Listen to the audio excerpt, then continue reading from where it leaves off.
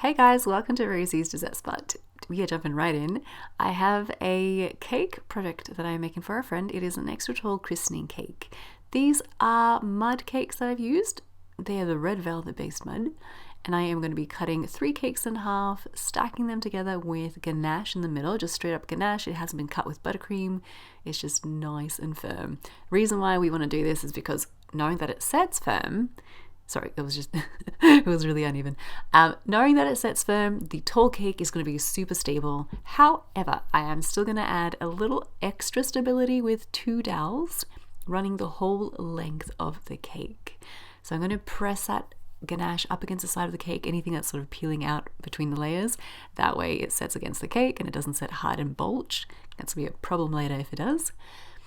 I've applied 2 dowels, making sure that they touch the base of the cake, and then just cutting where my thumb was because I know that's going to line up with the very top of the cake. And it did. Into the fridge she goes to set completely. And then decorate with your buttercream. You could use regular buttercream using actual butter. It does leave a slightly yellow tint, so what I like to do when I know I have to cover a cake in a white frosting, I use vegetable shortening as the base for my buttercream, no butter added. This just creates a really creamy texture but stark white finish. Now this is just the crumb coat we're adding to trap in the crumbs. You could have technically done this with ganache, but I chose to do it with the buttercream because if I run the buttercream a little bit too thin on that final layer of frosting, the ganache will likely show through.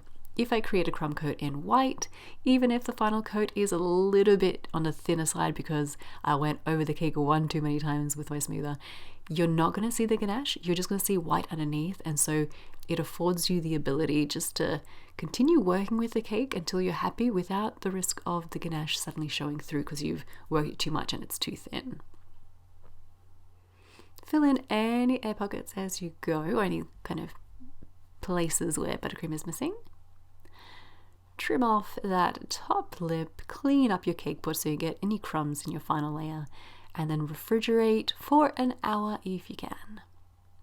On goes that final layer of frosting. I'm going to add the white section at the very top. I always like to start at the top of the cake. I create a lip, so I flatten that buttercream up and over the edges, and then that creates a nice raised lip for you later to create nice sharp edges.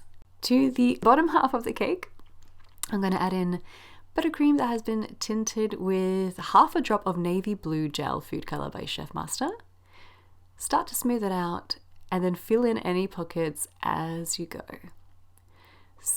Just soft, even pressure as you smooth, collecting that buttercream, shifting it into areas that are needed. And then when you're happy with the finish, go around once more without stopping. So do not let go of that turntable. Do one full solid spin without stopping, just to get that very nice, even finish on your cake with only one line, which is where you lift off. From there, take off that lip. You could pop it in the fridge first and then trim it off with a knife for razor sharp edges, or you could just use your little spatula instead.